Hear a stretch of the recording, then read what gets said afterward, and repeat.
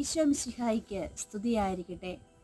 December മാസത്തിൻ്റെയും നനുത്ത മഞ്ഞിൻ്റെയും കുളിരിൻ്റെയും ഓർമ്മ പകർന്നു നൽകിക്കൊണ്ട് ഒരു ക്രിസ്മസ് രാവ് കൂടി നമ്മെ തേടിയെത്തിയിരിക്കുകയാണ്. വർണ്ണവിളക്കുകളും നക്ഷത്രങ്ങളും നമ്മൾ എവിടെയും ചാർത്തിക്കഴിഞ്ഞിരിക്കുന്നു. 25 ദിവസത്തെ നോയമ്പിൻ്റെയും ഉപവാസത്തിൻ്റെയും തീവ്രമായ ഒരുക്കത്തിനെയും പരിസമാപ്തി കുറിച്ചുകൊണ്ട് ഈ ക്രിസ്മസ് രാവ് നമ്മെ തേടിയെത്തിയിരിക്കുമ്പോൾ ഉണ്ണീശോയുടെ സമാധാനം നമ്മുടെ ഓരോരുത്തരുടെ ഹൃദയങ്ങളെ ഭരിക്കട്ടെ എന്ന് പ്രാർത്ഥിക്കുന്നു.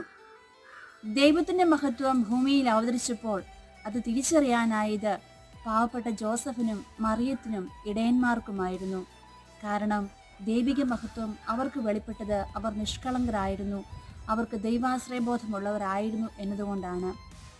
ആഡംബരങ്ങൾക്കും സ്ഥാനമോഹങ്ങൾക്കും അതീതരായി ജീവിച്ചിരുന്ന ഹേറോദോസിനും മറ്റു പടയാളികൾക്കുമൊന്നും ദൈവത്തെ തിരിച്ചറിയാനായില്ല.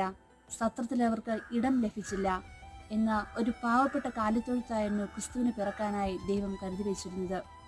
എളിമയുടെയും ദാരിദ്ര്യത്തിൻ്റെയും ത്യാഗത്തിൻ്റെയും ഈ അരൂപി നമുക്ക് കാണിച്ചു തരുന്നത് ക്രിസ്തു നമ്മെ എന്തുമാത്രം സ്നേഹിക്കുന്നു എന്നതിൻ്റെ അടയാളമാണ്. 2020 നന്മകളെ മുഴുവൻ കോവിഡ് കവർന്നെടുത്തെങ്കിലും ദൈവം നമ്മുടെ കൂടെയുള്ളപ്പോൾ നമ്മൾ ആരെയാണ് ഭയപ്പെടേണ്ടത്?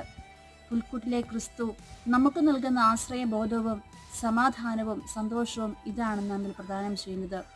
ഈ ക്രിസ്മസ് രാവ് നിരാശയിലേക്കല്ല, പ്രത്യാശയിലേക്ക് നമ്മെ നയിക്കട്ടെ. ഏതു മഹാമാരികൾ കടന്നു വന്നാലും ദൈവം ഇത്ര അടുത്തുള്ള മറ്റേതൊരു ജനതയാണുള്ളത്?